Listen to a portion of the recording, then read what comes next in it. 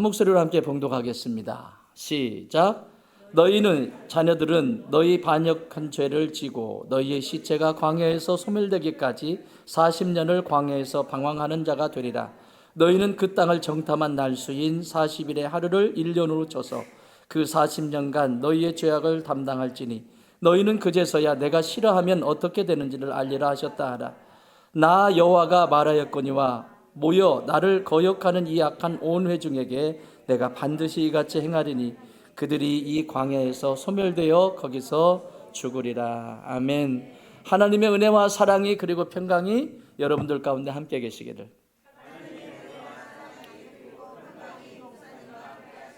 아멘. 옆에 분에게 이렇게 인사하십시다. 많이 보고 싶었습니다. 한 번 더 은혜 많이 입으십시다.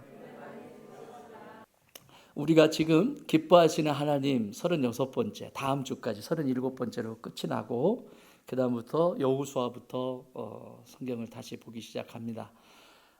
창세기는 모든 것의 시작을 알리는 기원의 말씀입니다. 따라합시다. 기원의 책. 모든 것의 기원입니다. 창조가 어떻게 됐는지, 죄가 어떻게 들어왔는지, 그리고 하나님이 개입하셔서 어떻게 족장들을 세워 가셨는지, 모든 것의 시작을 창세기에 다루고 있습니다. 출애굽기는 노예로 살아갔던 그들을, 이스라엘 백성들을 어떻게 구원하셨는지 구원의 책입니다. 하나님이 어떻게 구원하셨는지에 대한 부분. 그래서 맨 마지막은 성막으로 끝이 나죠. 그 만왕의 왕이신 하나님이 좁디 좁은 지성소 6평, 채 6평 정도밖에 되지 않는 그 자리에 오시겠대요. 만왕의 왕이신 하나님께서 좁디 좁은 여성의 태에 들어오시겠대요. 그것이 사랑입니다. 그것이 하나님의 사랑입니다. 나를 구원하시기 위해서.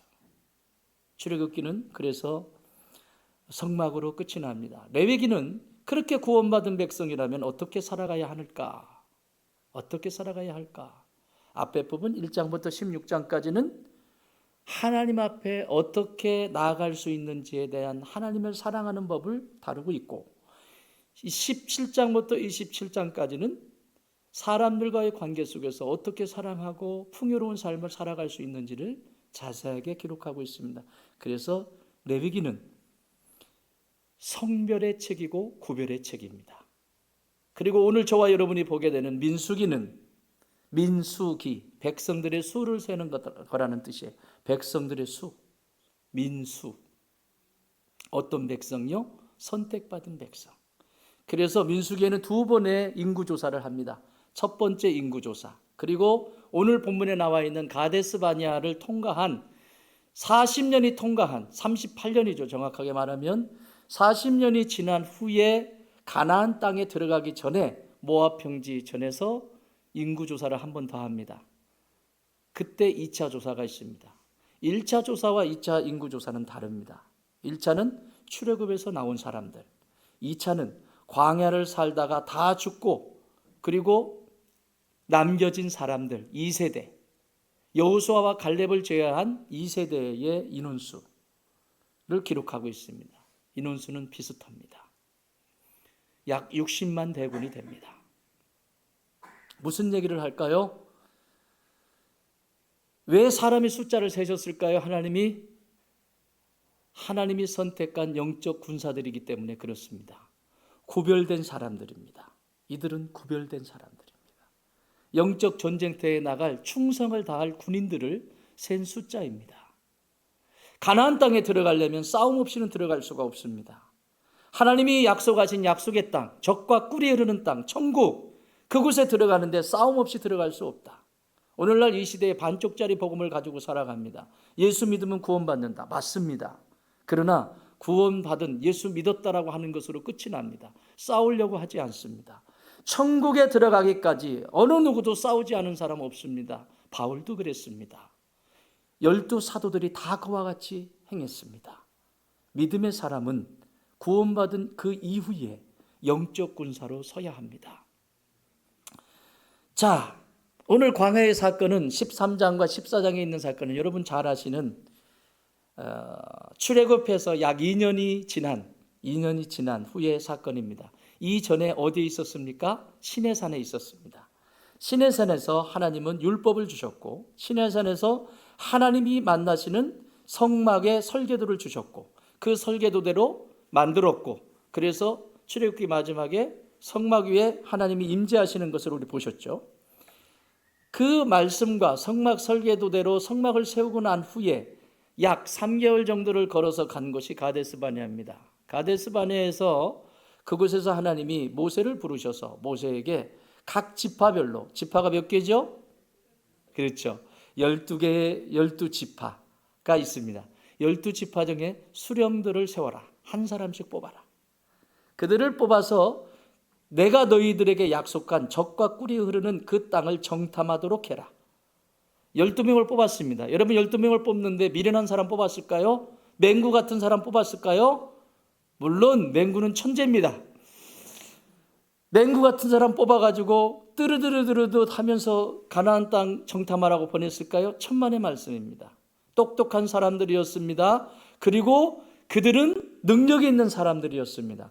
판단력도 있는 사람들이었습니다. 무엇을 지금 판단하고 선택해야 되는지를 명확히 아는 지혜가 있는 사람들이었습니다. 어리버리한 사람들을 뽑지 않았습니다. 12명은 전부 능력이 있는 사람들이었습니다. 이들을 뽑아서 정탐을 하게 하셨습니다. 그리고 그 정탐을 40일 동안 하고 나서 돌아왔을 때의 그 평가를 10명의 지파의 두령들은 부정적인 평가를 하고, 두 지파 여호수아와 갈렙이 있는 유다 지파와 에브라임 지파에서 긍정적인 평가, 하나님을 찬양하는 평가를 하게 됩니다. 그래서 완전히 달라지는 모습을 우리가 지금 본문에 읽었던 본문의 내용이 40일이라고 하나님은 말씀하신 적이 없어요. 모세에게 정탐꾼들을 보내라 그랬는데 정탐꾼들이 돌아온 날이 40일 걸렸어요. 하나님이 40일을 명하신 것이 아니라 그들이 돌고 돌았는데 40일 걸린 거예요. 그런데 불순종을 했기 때문에 40일 동안 걸었던 그것을 1년에 1일을 1년씩 쳐서 광야에서 40년을 살게 할 것이다. 하나님이 그러셨어요. 왜요? 악평, 불평이. 그래서 결국은 이 광야에서 10지파의 두령들, 10지파의 악평을 했던 사람들이 죽을 때까지 하나님이 기다리신 시간이 40년이에요. 그들이 죽을 때까지 여호수아와 갈렙, 아무 잘못도 없는, 아무 부정적인 말을 한 번도 한 적이 없는 여호수아와 갈렙도 동일하게 40년을 같이 삽니다. 이것이 공동체입니다. 공동체의 일은 나 하나쯤이야. 내가 이렇게 한다고 무슨 일이 있을까? 아니요. 그 일 때문에 전체의 공동체의 식구들이 같이 겪습니다. 같이 고난을 겪고 같이 아픔을 겪습니다. 그것이 공동체입니다. 이스라엘 공동체, 하나님 이거 올바른 것이면 10명 10지파만 그랬으니까 10지파만 심판을 받고 2지파는 따로 들여보내지 왜 같이 돌게 합니까? 이게 공동체예요. 여러분 가정에 자녀를 호적에서 파고 싶어도 아무리 속을 썩여도 내 자녀잖아요. 그래요 안 그래요? 경험이 없어서 모르겠군요. 그런 거예요. 교회 공동체는 바로 그런 것입니다. 자, 이게 어디서 일어났다? 광야에서 일어났습니다. 그래서 민수기라고 하는 말은 민수기, 사람의 숫자를 센, 백성들의 숫자를 센 성경인데 원래 원전의 제목은 미드바르입니다. 미드바르. 따라해볼래요? 미드바르. 미드바르. 미드바르는 광야에서 이런 뜻입니다. 광야에서 이런 일이 있었고 광야에서 이런 일이 있었고 광야에서 이런 일이 있었다. 여러분 민수기는 훈련의 책입니다. 민수기는 이스라엘 백성들을 훈련시킨 훈련의 책입니다. 광야, 우리가 사는 이 세상을 뭐라고 그러죠? 광야라고 하죠. 불교에서는 뭐라고 그래요? 고해라고 하죠. 고통의 바다다. 이 세상을 사는 것이. 그러죠? 광야입니다. 내 힘으로 살 수 있는 것이 아닙니다. 내가 아무리 위대한 계획을 세우고 그렇게 되는 것 같아도 어느 순간에 와르르 무너지는 것이 인생입니다. 광야입니다. 미드바르입니다. 그런데 이 미드바르의 기본 어근은 다바르입니다. 이런 정도는 알아주시는 게 좋습니다. 다바르. 따라해봅시다. 다바르. 다바르. 다바르의 기본 어근이에요. 이 동사 다바르는 뭐냐면 말하다. 말하다. 어떤 말을 전하는 거예요. 선언하다. 이런 뜻입니다. 다시 말하면 미드바르는 하나님의 말씀이 있어야만 살아갈 수 있는 곳이 미드바르입니다. 하나님의 말씀을 따라서 살아가는 자리가 광야입니다. 그분이 인도하는 대로, 그분이 말씀하신 대로 따라가는 그 자리가 바로 광야입니다. 광야를 살아가면서 하나님의 말씀과 상관없이 산다는 것은 이미 원수에게 먹혔거나 인식을 못해서 망하는 자리에 있거나 그렇지 않겠습니까? 광야에서 이것은 하나님의 말씀 없이는 살 수 없는 것이, 우리 그 찬양 중에서 광야를 지나며 이런 찬양이 있죠. 그게 그 말씀이에요. 주님 말씀 없이는 갈 수가 없어요. 광야. 주님 없이는 갈 수 없는, 단 한 발자국도 갈 수 없는 것이 광야입니다. 실제 그랬습니다. 이스라엘 백성들에게 광야는 살 수 있는 곳이 아닙니다. 여러분 지금도 광야를 가면 광야는 살 수 있는 곳이 아닙니다. 그 낮에는 올라오는 그 열기 때문에 살아갈 수가 없어요. 그래서 구름 기둥이 이스라엘 백성들을 덮어주셨습니다. 밤에는 추워서 얼어 죽습니다. 밤에는 불기둥으로 따뜻하게 데펴주셨습니다. 아침에 자고 일어나면 먹을 것이 없을까 봐 만나를 내려주셔서 그것을 먹게 하셨습니다. 그러나 이 세상에 가나안 족속들이 먹는 음식과는 비교할 수가 없겠죠. 건강식은 다 먹었습니다. 살 안 찌고. 그리고 하나님이 한계를 정해주셨잖아요. 오늘 것만 만나를 취해라. 너 배고프다고 이틀 거 퍼가지고 먹으면 네 살찐다. 이렇게 말씀을 하시지 않으셨지만 하루 분량만 가져다가 먹으라고 했어요. 그래서 욕심부려가지고 두 번 이틀 거 막 열흘 거 떠온 사람 어떻게 됐다고 그랬어요? 썩어가지고 악취가 났다고 그러잖아요. 여러분 하루의 은혜로 사십시오. 오늘 하나님이 나에게 주시는 은혜로 사십시오. 내일도 아닙니다. 오늘 주신 은혜, 그 오늘의 은혜를 사모하십시오. 그 은혜를 붙들고 살 때 능력이 나타납니다. 자, 이게 미드바르입니다. 그런데 오늘 장소는 가데스 바네아입니다. 가데스 바네아. 뭔가 이름을 지을 때는 경험을 하고 난 다음에 그 이름을 지어요. 가데스 바네아. 여기도 이스라엘 백성들이 경험을 하고 난 다음에 지은 이름이에요. 가데스 바네아. 여러분 가데스라고 하는 뜻은 거룩이라고 하는 뜻입니다. 가데스. 거룩, 구별, 성별 이런 뜻이에요. 바네아, 바네의 바는 바요나 시모나 요나의 아들 시모나 이런 뜻이에요. 바는 아들이라고 하는 뜻입니다. 바네아는 아들인데 어떤 아들? 방황하는 아들. 니아 방황하는 아들이라고 하는 뜻입니다.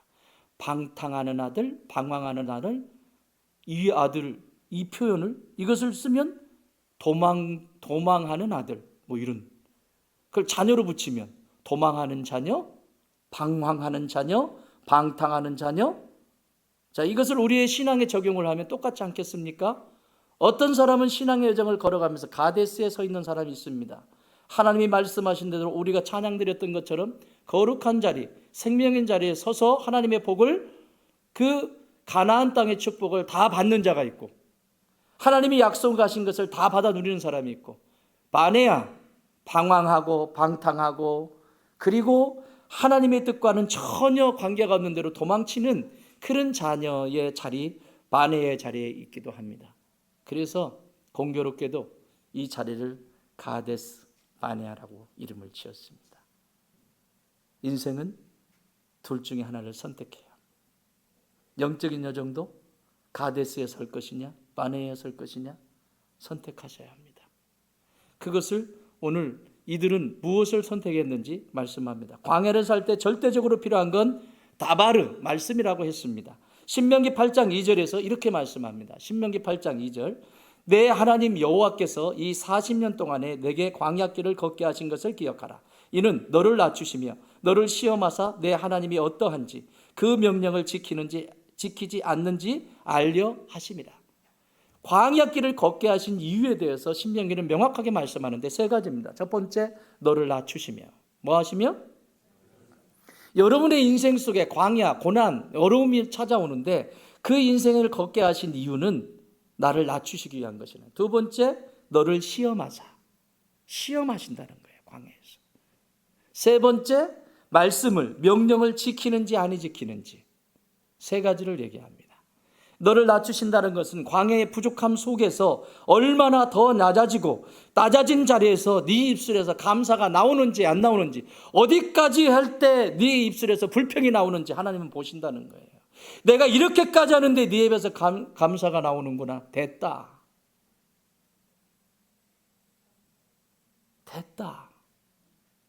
칼 거둬라. 그거 지금 보고 계시는 거예요. 광야에서. 어디까지 네가 낮아질 수 있는지. 죄인은요, 낮아지고 싶지 않습니다. 죄인의 특성은 고개를 바짝바짝 들고, 내가 말 어떻게 했다는데 고개를 바짝바짝 들고. 그런데요, 낮추는 사람, 감사하는 사람은 고개를 들까요? 고개를 숙일까요? 이렇게 숙이시고. 제가 비유를 들었잖아요. 모세의 주특기는 엎드리는 거고, 이스라엘 백성들의 주특기는 고개를 뻣뻣이 드는 거고. 자, 하나님의 진노의 칼이 지나가요. 진노의 칼이 이렇게 지나가요. 한 바퀴씩 돌아요. 360도 도는데, 모세는 딱 때가 됐다. 그러면 모세는 엎드려요. 엎드려서 쭉 엎드리는데, 이 이스라엘 백성들은 그때 고개를 뻑 쳐들고는 어떻게 될까요? 상상에 맡기겠습니다. 어디까지 네가 낮춰지는지. 여러분, 낮아진 만큼 뛰게 돼 있어요. 여러분, 스프링을 누른 만큼 더 멀리 갈 수 있어요. 낮아진 만큼 하나님의 축복을 더 많이 받을 수 있어요. 낮아진 만큼 하나님의 기쁨, 하나님의 풍요로움을 누릴 수 있습니다. 그걸 지금 테스트하시는 거예요. 두 번째는 시험입니다. 광야에서 하나님 앞에 어디까지 순종할 수 있는지 보시겠다는 거예요. 왜? 가나안 땅의 주인공은 그 정도 돼야 되거든요. 천국의 주인공은 그 정도 돼야 되거든요. 여러분, 이 세상에서 쌈박질 하는데 천국에 갔어. 거기서 만났어요. 어떻게 하실래요? 살겠어요? 그래서 그 사람은 천국에 못 가요. 죄송하지만 이 땅의 문제는 이 땅에서 해결해야 합니다. 이 땅에서 있는 문제는 이 땅에서 해결해야 끝이 나는 것이지, 이 땅에서 해결하지 않고 나는 예수 믿었으니까 천국 가, 그 얼굴 보려고 천국 갑니까? 아닙니다. 마지막 세 번째는 명령을 지키는지 아니 지키는지. 다시 말하면 광야를 사는 삶의 기준이 다바르, 하나님의 말씀에 있는지, 그게 근거인지 아닌지, 그걸 테스트한다는 것이에요. 이것을 정리하면 어디까지 낮추는지는 감사에 대한 얘기고요, 너를 시험하시는 것은 순종에 대한 얘기고요, 그리고 말씀을 지키는지 안 지키는지는 하나님에 대한 절대적인 신뢰, 믿음에 대한 얘기입니다. 여기는 결과부터 얘기를 했어요. 사실은 순서는 뒤로 바뀌어야 됩니다. 믿음이 있을 때 순종할 수 있고, 순종의 열매가 감사입니다. 믿음이 없기 때문에 순종할 수 없고요, 순종해 본 적이 없기 때문에 무슨 상황에서든지 불평만 늘어놓습니다. 이것은 이래서 싫고 저것은 저래서 싫고 다 싫은 것만 보입니다. 그것은 믿음부터 확인해 봐야 됩니다. 네가 믿고 있는 것은 무엇이냐? 지금 네가 붙들고 있는 것은 무엇이냐? 이것이 광야에서 하나님이 훈련시키시는 세 가지의 영역입니다. 오늘 이 세 가지를 잠시 살펴보시면서, 이런 것들이 이 백성들에게 이 본문을 통해서 13장과 14장을 통해서 살펴보면서 저와 여러분이 다시 한번 서는 축복의 시간이 되기를 바랍니다. 신명기 8장 2절에서 광야 생활의 결과를 먼저 말씀해 주셨죠. 과정과 원인을 뒤에 배열해야 돼 있어요. 지금 이미 결과를 먼저 얘기해 놓고, 그리고 과정이 뒤쪽으로 갔어요. 겸손히 낮아질 수 없었던 이유는 시험 앞에 순종하지 않은 결과고, 시험을 통과하지 못한 이유는 하나님의 말씀을 믿지 않은 결과인 것입니다. 그러므로 자신의 신념으로 하나님의 말씀을 자신에게 적합한 대로 해석하는 것은 불신앙입니다. 불신앙입니다. 하나님의 말씀을 내가 힘들다고 내 멋대로 해석하는 것은 불신앙입니다. 하나님의 말씀은 변함이 없습니다. 그 말씀이 내가 죽어도, 내가 지금 손해를 봐도, 내가 전부를 잃어버려도 그게 하나님의 말씀인 것을 믿고 의지하는 것이 신앙입니다. 그게 믿음입니다. 그렇지 않고 상황에 따라서 달라지는 말씀은 불신앙 중에 불신앙입니다. 하나님은 모세에게 12지파에게서 지도자를 한 명씩 뽑아서 보내라고 했습니다. 이들은 지혜로운 사람들이었고 싸움에도 능한 자들이었습니다. 순간 판단력도 있는 사람들이었습니다. 그들을 하나님이 약속하신 가나안 땅을 정탐할 것을 명하셨습니다. 13장 1절입니다. 시작. 여호와께서 모세에게 말씀하여 이르시되 누가 누구에게? 여호와께서 모세에게 말씀하십니다. 하나님은 질서의 하나님이십니다. 하나님이 공동체 안에 말씀하실 때 그 종이, 하나님이 쓰시는 종이 정상적인 종이라면 반드시 종을 통해서 말씀하십니다.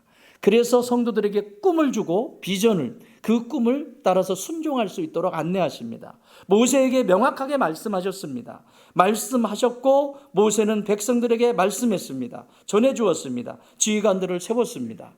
그리고 그들은 정탐을 떠났습니다. 그리고 정탐을 마쳤는데 그 이야기를 13장 25절에 기록하고 있습니다. 시작.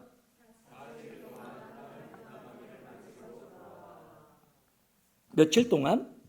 40일 동안. 40일 동안 가려고 갔던 것이 아니라 돌다 보니 40일 걸렸습니다. 하나님이 40일 동안 정탐하라고 말씀하신 것이 아니라 40일 동안 삶을 살아냈다는 거예요. 그 가나안 땅에서 삶을 살아냈다는 거예요. 무슨 일이 있었을까요? 적어도 10명의 정탐꾼들은 이랬을 것 같습니다. 와, 보기 좋다. 야, 대단하다. 처음에 보니까 눈이 돌아갔습니다. 그런데 점점 갈수록 심각해집니다. 덩치가 이런 자이언트들이 있지. 막 힘든 사람, 저걸 어떻게 이겨? 또 막 철병거를 가지고 있지. 어떻게 우리가 이겨? 우리는 나무막대기 가지고 있는데, 칼도 제대로 없는데, 어떻게 이겨? 저 철을 어떻게 이겨? 아마 이랬을 겁니다. 그런데 뭐는 챙기고 오고 싶었어요? 뭐는 챙겨오고 싶었어요? 성경 읽어보셨잖아요. 뭐 챙겨왔어요, 이 사람들? 포도송이, 이렇게 큰 거, 포도송이, 가나안 땅에 그 포도송이 뭐 이렇게 큰 거, 석류, 이건 다 챙겨가지고 왔어요. 그거는 갖고 싶은데 싸우고 싶지는 않아요. 여러분, 어떤 사람이 그 지위와 그 위치에 있을 때는 그 사람의 피눈물 나는 노력이 있었고 눈물 나는 수고가 있었기 때문에 그 자리에 있는 거예요. 아무것도 안 하고 게을렀는데 그 자리에 있는 아무도 없습니다. 그렇게 되기까지는 그 안에 과정이라는 게 있어요. 하나님은 그걸 보셨어요. 그러니까 여기 와가지고 불평을 늘어놓죠. 어떠냐고 물었더니 보세요. 포도송이 이렇게 좋잖아요. 이 정도입니다. 여기가 이런 데입니다. 그러니까 우리 가서 이거 가져옵시다. 이랬습니까? 석류가 이렇게 큽니다. 이거 가져옵시다. 가서 이랬습니까? 그거는 가져왔는데, 가져와가지고 막 자랑하고 그랬는데, 우리요, 거기 가면요, 이런 일이 납니다. 31절 같이 있습니다. 시작. 그와 함께 올라갔던 사람들은 이르되 우리는 능히 올라가서 그 백성을 치지 못하리라. 그들은 우리보다 뭐하다? 강하다. 당연히 강하겠죠. 자기들은 광야에서 먹을 것도 제대로 못 먹었는데 만나 먹고 며칠하게 가끔 한 번씩 먹고 이게 단데 최소한의 아주 날씬한 건강한 체질을 가지고 있지만 힘은 없는, 당연히 가나안 땅에 있는 사람들은 강하겠지요. 고기를 뜯어먹고 자신들의 좋은 것들을 다 먹어 제꼈으니 얼마나 거인들이겠어요. 당연하지 않겠습니까? 강한 건 당연하지 않겠습니까? 또 신장, 아니 저 북한의 분들하고 남한 사람들하고 키가 차이가 얼마나 나는지 아시죠? 예? 동남아에 한번 가보세요. 여러분 지금 키 작다고 그러시죠? 가보세요. 여러분 거인이잖아요. 동남아 베트남 한번 가보세요. 그분들 크세요? 여기다요, 여기. 당연히 잘 먹었으니까. 여러분 못 먹어서 그런 게 아니라 잘 먹어서 그런 거예요. 뭐가 불만이야 근데? 밥 3끼 꼬박꼬박 드시죠? 밥 3끼 걱정 없이 드시는 것만 해도 부자예요. 지구촌에서. 뭐가 그렇게 부족한지 모르겠어요. 뭐가 그렇게 부족한지. 그들은 우리보다 강하다. 당연하죠. 신장은 장대한 자다. 여기 32절에서도 보면 정탐한 정탐한 땅을 뭐하다? 악평하여 이르되. 누가 그거 악평하라고 얘기한 거예요? 몰라요 그거? 큰지 몰라요? 거인인 거 몰라요? 그러면서 심지어 우리는 스스로 보기에도 메뚜기 같으니 그들이 보기에도 그와 같았을 것이니라. 못 이겨요 이 전쟁은요. 못 이겨요. 아무리 신식 무기를 갖다 줘도 이 사람들은 못 이깁니다. 이런 의식을 가지고 있는 사람은 못 이깁니다. 아무리 좋은 것을 갖다 줘도 하나님 앞에 감사하지 못합니다. 아무리 내게 이거 주어지면 나는 감사할게. 웃기지 마세요. 아무리 좋은 것을 갖다 줘도 감사할 수 없습니다. 못 이깁니다. 영적 싸움에서 못 이깁니다. 최신식 핵무기를 갖다 줘도 이 사람들은 못 이겨요. 그거 벌벌 핵무기 들고 쏴야 될지 말아야 될지 덜덜덜 떨다가 수전증 걸렸어요. 이거 하다가 쏴보지도 못하고 당해요. 누르기 전에 저쪽이 쳐들어와 가지고 당해요. 아무리 많은 것을 갖다 줘도 이 사람들은 또 악평을 늘어놓을 겁니다. 그러면 행동도 하지 않고 두려움 속에만 있지 말고 옆구리에 손을 넣어보라고 예수님 말씀하시잖아요. 요한복음 20장 27절. 도마에게 이르시되 네 손가락을 이리 내밀어 내 손을 보고 내 손을 내밀어 내 옆구리에 넣어봐라. 그리하여 믿음 없는 자가 되지 말고 믿는 자가 되라. 그러면 행동도 하지 않고 두려움 속에 그러고 있지 말고 내 옆구리에 제발 손이라도 넣어보고 진짜 부활했는지 안 했는지 똑바로 봐. 이게 불신앙이라니까요. 여러분, 믿음은 말씀을 믿는 것이고 그 말씀은 무슨 말씀이냐면 하나님의 신실하신 언약의 말씀을 믿는 것입니다. 여러분, 하나님이 말씀하신 것을 거짓 한 번도 지키시지 않은 것이 있습니까? 하나님이 말씀하신 것을 그분이 입에서 나가신 것을 이루시지 않은 것이 있습니까? 단 하나도 없습니다. 그 신실하신 하나님을 믿는 것이에요. 그 신실하신 하나님의 말씀을 믿는 것이에요. 그래, 옆구리에 손 좀 넣어봐. 나 부활했다니까.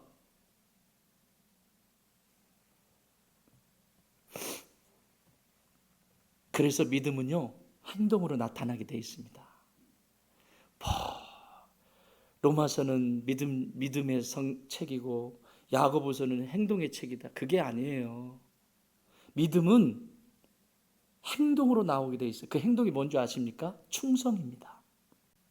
충성. 따라합시다. 충성. 자, 충성. 자, 저거 충성.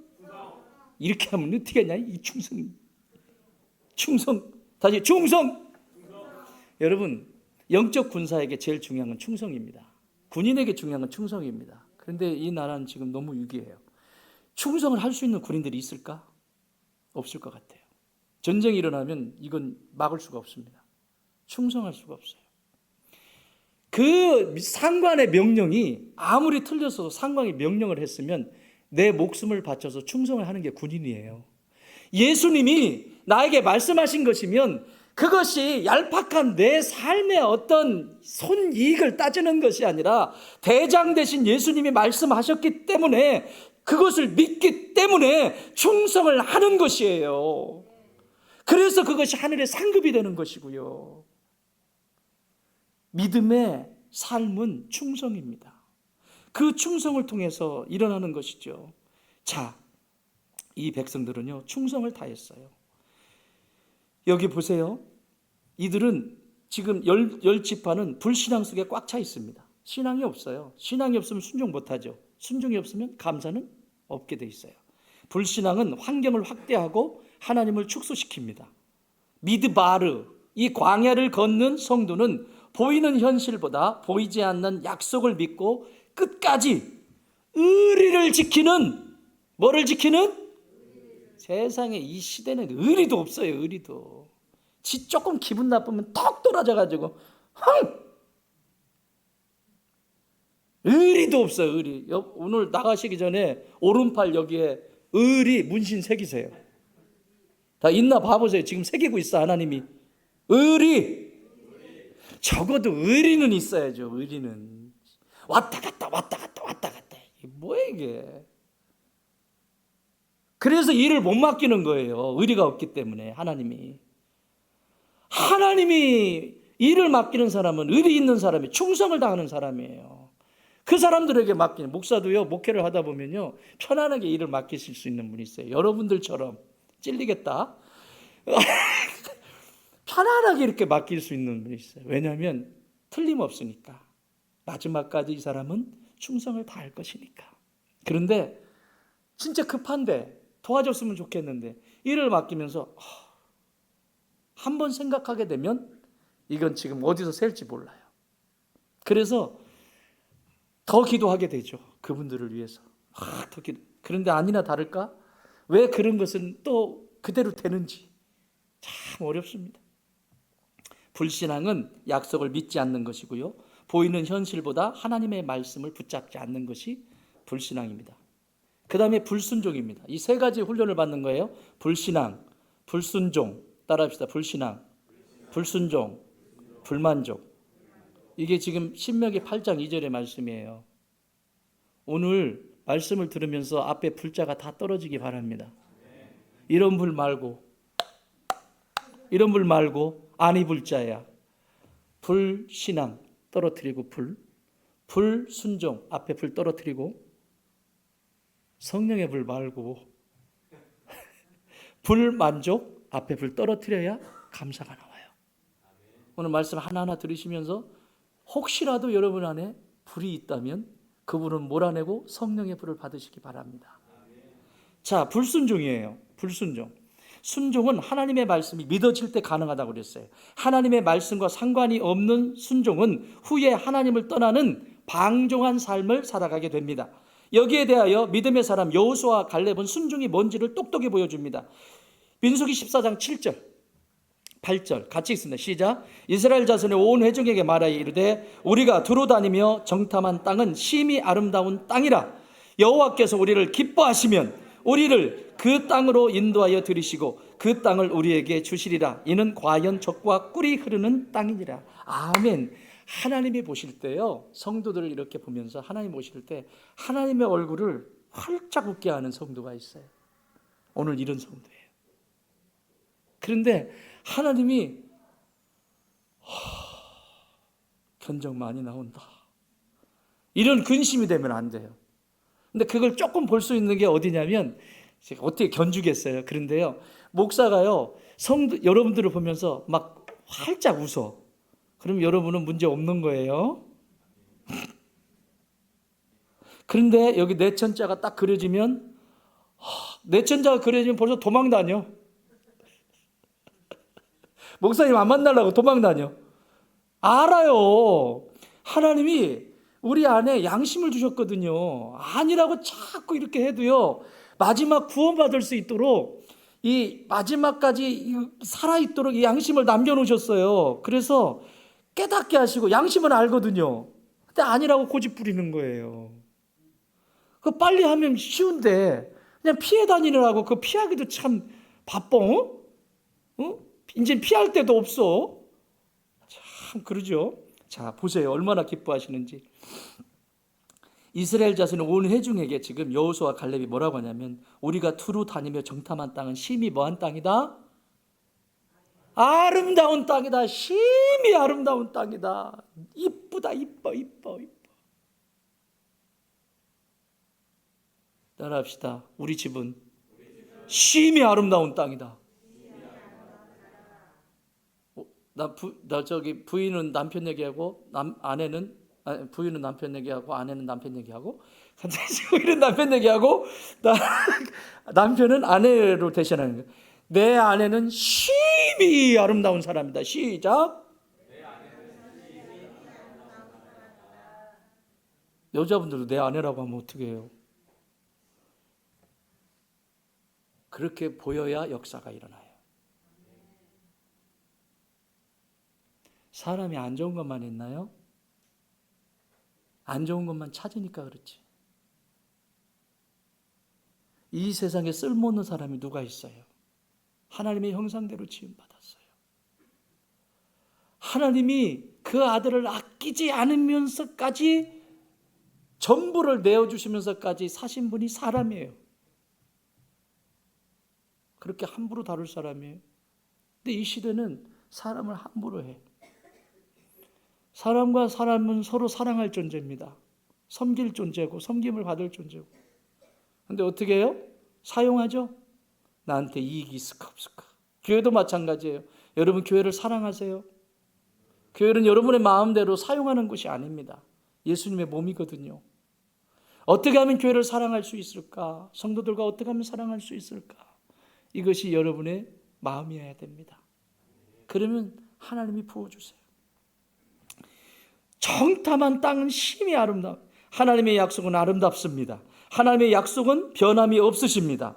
주변의 거인들을 보는 것이 아니라 지금 이들은 하나님의 약속하신 땅만 바라봅니다. 믿음은 믿음의 고백이 계속되어집니다. 뭐라고 얘기하죠? 여기 8절에 보면 여호와께서 땡 가고 난 다음에 저 밑에서 두 번째 줄에 주시리라. 따라합시다. 여호와께서 주시리라. 다음 그 안에 내용물은 여러분이 채우세요. 뭘 주셔야 되는지. 따라합시다. 여호와께서 주시리라. 우리 신랑 변신시켜 주옵소서 뭐 이런 것도 달라고 하고, 우리 안에 변신시켜 주시옵소서 이런 것도 하고, 그건 중간에 넣는 건 자유야. 그런데 누가 하신다? 여호와께서 주시리라. 이게 신앙을 가진 순종하는 믿음의 사람의 고백입니다. 그리고 신앙이 없어 불순종의 자리로 떨어져 가는 이들을 향하여 다시 말합니다. 그들에게 다시 말합니다. 9절 시작. 다만 여호와를 거역하지는, 거기까지만 읽었어요. 나머지는 집에 가셔서 13장 14장 읽어보세요. 뭐는 하지 말자. 다만 얘들아, 아무리 뭐라고 해도 하나님의 약속은 변함이 없는데 하나님 무시하지는 말자. 하나님은 하나님이시기를 원하셔서 우리를 애굽에서 건져내신 분이고, 하나님의 말씀은 신실하시고 변함이 오시진 말씀인데 적어도 하나님은 모독하지 말자. 그래, 너희들이 그렇게 볼 수 있고 가나안 땅에서 그렇게 해석할 수 있지만, 다만 진짜 결코 하나님을 무시하지는 말자.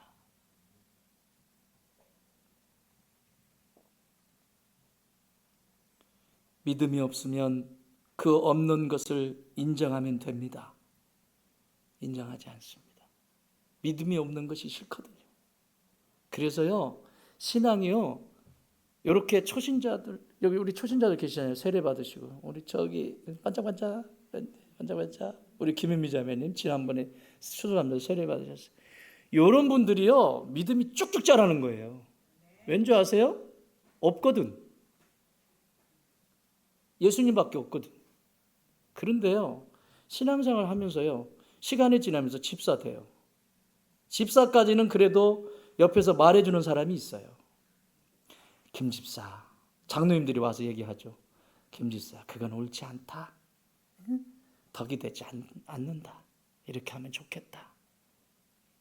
자, 이제 안수 집사 권사 됐어요. 말해주는 사람이 더 많아져요, 줄어들어요? 장로 되면요. 우리 장로님들은 누가 얘기해 줄 사람 있어요? 저밖에? 그렇다고 그렇게 인상을 쓰지 마세요. 같이 가야 할 사람?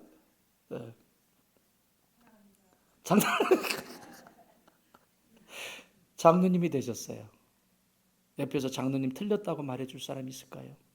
근데 오늘 이 시대는 장로가 되면 지도를 안 받으려고 그래.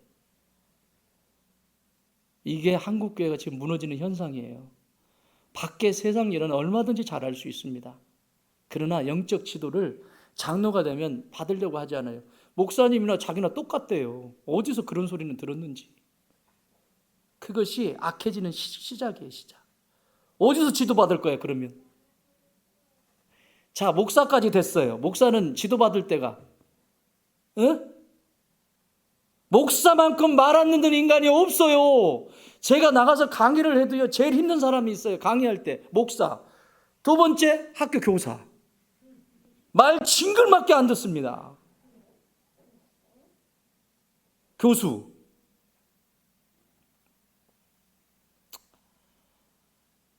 듣는 자가 복이 있습니다. 어린아이를 통해서도 하나님 말씀하시잖아요. 그래서 예수님은 요한복음 14장 15절에서 너희가 나를 사랑하면 나의 계명을 지킬 것이야. 뭐 하면? 사랑하면. 네 안에 신앙이 있고 네가 그 신앙, 나를 사랑하는 그 믿음, 그 신앙이 있으면 저절로 이렇게 계명을 따르게 된단다. 이렇게 말씀하십니다. 하나님의 말씀을 사랑하면 순종하게 된다는 말이죠. 그래서 예수님은 한 발짝 더 나가서 이래서 이걸 꼭 집어서 말씀하세요. 마태복음 7장 21절. 나더러 주여 주여 하는 자마다 다 천국에 들어갈 것이 아니요 다만 하늘에 계신 내 아버지의 뜻대로 행하는 자라야 들어가리라. 아멘. 광야에서 똑같죠. 신앙 붙들고 말씀 붙들고 순종하는 사람, 그 사람의 감사가 넘칠 것이고 이 사람들이 하나님의 뜻을 따라 살아가는 사람들이죠. 하나님의 말씀보다, 하나님을 믿는 것보다 나를 더 신뢰하고, 내가 가지고 있는 지식을 더 신뢰하고, 내가 가지고 있는 권력을 더 신뢰하고, 내가 이 세상에 가지고 있는 어떤 것을 신뢰하는데 어떻게 시작부터 잘못됐는데 하나님 말씀 앞에 순종할 수 있고 또 감사가 있겠습니까? 그 감사도 내가 원하는 것이 주어지면 감사하는 척했다가 좀 가져가 버리면 어떻게 하나님 나한테 그럴 수 있어요? 그거 하나만 살짝 가지고 막 손이 막 바르르 떨어 막 하늘이 막 흰자 보이면서 거의 경기 수준에 이제 이르는, 응급실에 달려가야 돼 이제 막 이 정도 되면. 그래서 천국의 응급실은 지금 비상 중이라잖아요. 경기하는 사람들이 너무 많아. 권역별로 있죠. 여기도 천국은 권역이 없어. 다 저기 응급실이야. 다 응급실. 제대로 된 병실에 있는 사람 별로 없어. 응급실이요. 간신히 닌것 꽂고 숨만 깔딱깔딱 넘겨야 되는 이런 시간들을 보내고 있는, 영적으로 무슨 힘이 있어요? 그러니 어떻게 나가서 싸우겠어요? 어떻게 마귀의 세력을 이기겠어요? 어떻게 이 세상에서 빛과 소금이 되겠어요? 닌것 꽂고 있는데, 정신이 있어도 닌것 꽂고 있으면 불편해가지고 이러고 다니는데, 누워있는데 아무 의식도 없는데 어떡할 거예요? 오늘 말씀 듣고 불자 다 떼고 닌것 빼세요. 지난주에 우리 그 다니엘 기도회에 강사로 오셨던 손정희 장로님, 여자분이신데 어렸을 때 상경직 목사님 무릎에서 크셨대요.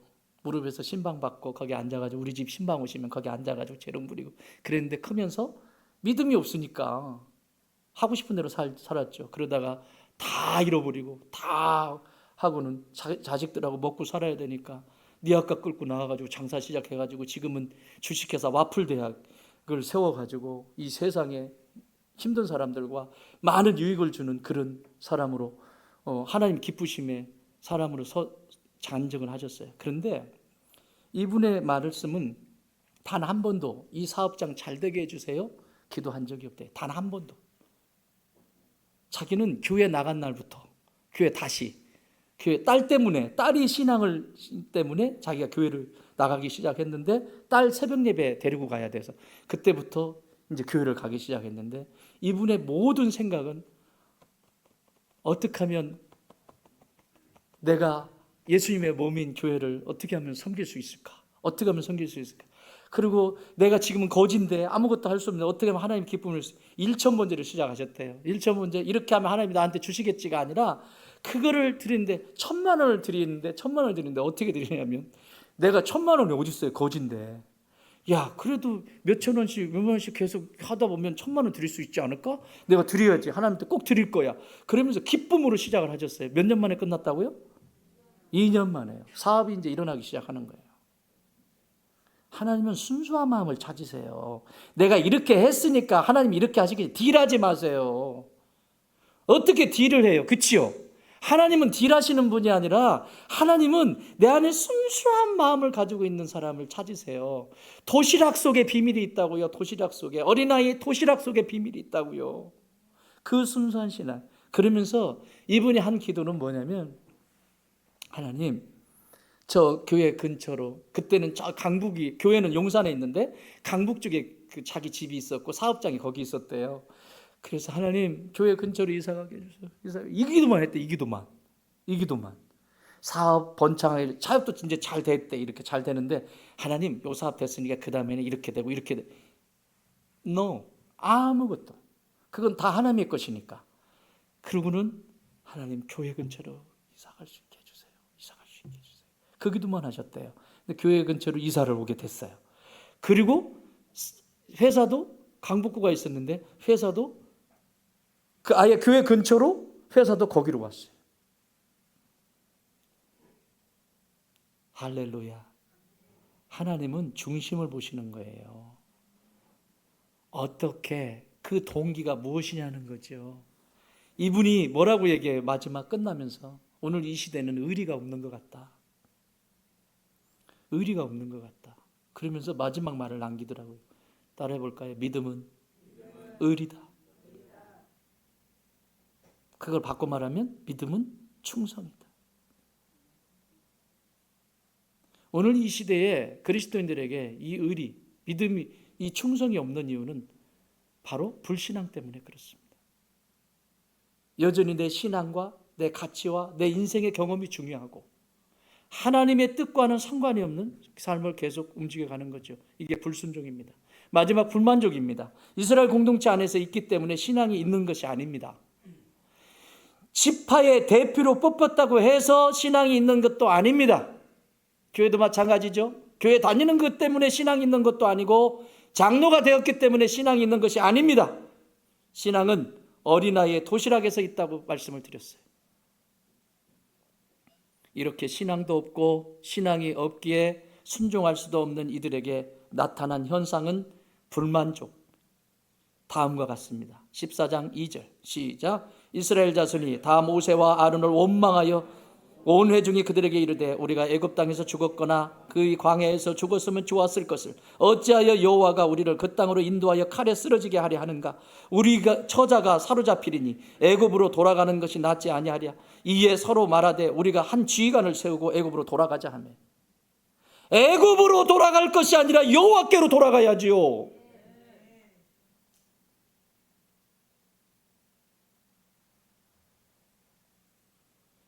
이게 입술에 불평을 쏟아놓는 사람들의 모습이에요. 마땅히 하나님께로 돌아가야 할 텐데 우리가 애굽 땅에서 죽었거나 이 광야에서 죽었으면 좋았을 것을. 맞아요? 그런데 여기 얼마나 달라요? 여호와가 우리를 뭐라고요? 여호와가 우리를 14장 3절 뭐라고 얘기했어요? 여호와가 우리를. 자, 그러면 14장 8절 자, 여호와께서 뭐라고요? 주시리라. 순종하고 신앙 안에서 순종하는 사람의 태도는 여호와의 이름을 부를 때 여호와께서 주시리라. 나의 하나님이 주시리라. 나는 이 교회를 통해서 하나님이 내 영적인 영양분을 공급하시리라. 그런데 신앙도 없고 불순종해 있는 이 사람들의 모습을 보십시오. 여호와가 우리를 뭐예요? 탓하는 거잖아요.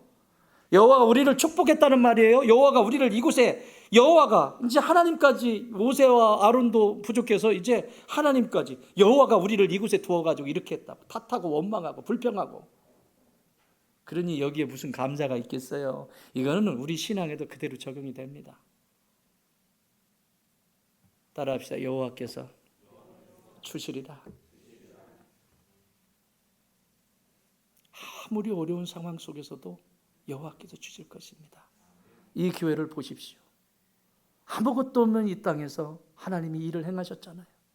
하나님이 그렇게 하셨잖아요. 그것은 무엇이 위대해서가 아니라 하나님이 말씀하신 것을 붙들고 말씀대로 행하고 말씀대로 순종하며 감사로 채워갔기 때문이라고 고백합니다. 여러분들이 다 그와 같이 하셨잖아요. 낮에는 구름 기둥으로 밤에는 불 기둥으로 채우셨어요. 지난번에 간증자 중에서 화상을 입은 김수현 집사님 간증 들으셨죠? 화상 모태신앙입니다. 그런데 그 회사에서 화재가 나가지고 몸이 화상 입어가지고 이게 화상 환자만큼 고통스러운 게 없거든요. 진짜 제가 신방한 분 중에서도 화상 환자만큼 어려운 게 없어요. 암보다 더 힘들어요. 이거 치료할 때까지 이게 사살이 나면 또 베껴가지고 또 하고 또 하고 이게 보통 힘든 거야. 이걸 막 마취도 할 수 없고 뭐 그냥 그대로 겪는 거예요. 그 통증을. 그런데 이분이 그 아픔 속에서 하나님의 음성을 듣잖아요. 너는 너를 본 적이 있니? 한 번도 본 적이 없어요. 거울을 본다고 여러분이 여러분 모습을 다 볼 수 있을 것 같아요? 그건 외형적인 것이죠. 외형적인 것도 여러분 다 볼 수 있어요? 구석구석 거울로? 못 봐요. 못 보고 죽는 데가 더 많아요. 나라고 하는 존재를 거울로 봐도 못 보고 내가 이 세상 정칠 때가 많다고요. 그런데 하나님이 나는 너를 안다. 나는 너를 안다. 네가 화상을 입어서 얼굴이 이런 것도 이것이 중요한 것이 아니라 너는 내가 사랑하는 내 딸이란다. 내가 너를 통해서 하실 일이 있다고 하나님이 그에게 세미하게 말씀하십니다. 그래서 이분이 남긴 말은 뭐냐면 참 멋있는 말을 남겼어요. 저는요 여기 강사님들 나오셨는데요 이렇게 잘난지도 못했고요, 저는 아무 배우지도 못하고요, 저는 아무것도 뭐 자랑할 게 아무것도 없어요. 그런데 가장 위대한 말을 남겼습니다. 이 화상의 상처가, 지금 현재 있는 이 화상의 상처가 나는 부끄럽지 않습니다. 왜냐하면 이 화상의 상처가 하나님이 내 안을 통과하여 남겨주신 흔적이기 때문입니다. 할렐루야. 다른 사람들이 볼 때는 흉측하고 부끄러운 모습으로 보일지 모르지만 이 화상의 흔적은 전능하신 하나님, 나를 사랑하신 하나님이 나를 통과해서 남겨주신 흔적이기 때문에 나는 너무나 이것이 기쁨입니다. 사랑하는 여러분, 꼭 이렇게 어려움을 겪어야만 간증이 나옵니까? 여러분 안에 예수 그리스도의 흔적이 있습니다. 그 흔적을 오늘도 만들어가고 계시는 것입니다. 그 흔적은 헌신이 있는 자리고 섬김이 있는 자리고 손해보는 자리고 낮아진 자리고 하나님의 말씀 때문에 눈물을 흘리며 하나님 앞에 엎드려 어찌할꼬 기도하는 사람의 자리입니다. 말씀 정리합니다. 하나님을 미소짓게 하는 기뻐하는 사람은 다바르가 있는 사람들입니다. 다바르를 가진 사람에게 순종은 자연스러운 것입니다. 그것은 신앙의 결과이고 감사로 만족하게 되는 순례자의 길을 걸어가게 됩니다. 여행자들은 편안한 것을 찾습니다. 어느 호텔이 편안할까? 어느 음식이 맛이 있을까? 그건 여행자입니다.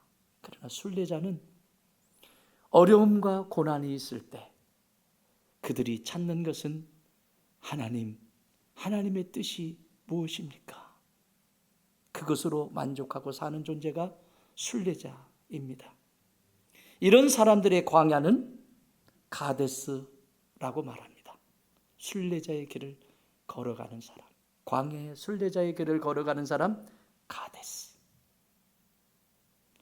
하나님의 눈물을 짓게 하고 슬프게 하는 사람의 광야는 바네아, 도망치는 자녀, 방랑하는 자녀, 방황하는 자녀, 가슴 아프게 하는 바네아.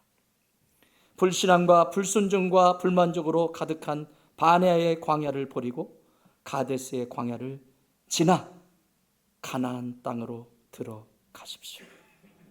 여러분은 지금 가데스의 광야에 있습니까? 아니면 바네아의 광야에 있습니까? 하나님 아버지, 광야를 통과하여 가나안에 입성하게 하여 주옵소서. 불신앙과 불순종과 불만족을 떼어내는데 40년이 걸렸습니다. 하나님, 오늘도 우리 좋은 땅에 있는 모든 가족들 다 떼어낼 수 있도록 은혜를 더하여 주옵소서. 아니, 이 땅의 모든 교회들 안에 성도들 한 사람 한 사람 이거 해결되지 않으면 저 천국은 나의 것이 아닙니다. 이 땅을 살 때에도 천국을 살 수가 없습니다. 말씀 붙들고 순종함으로 감사가 넘치게 하여 주옵소서.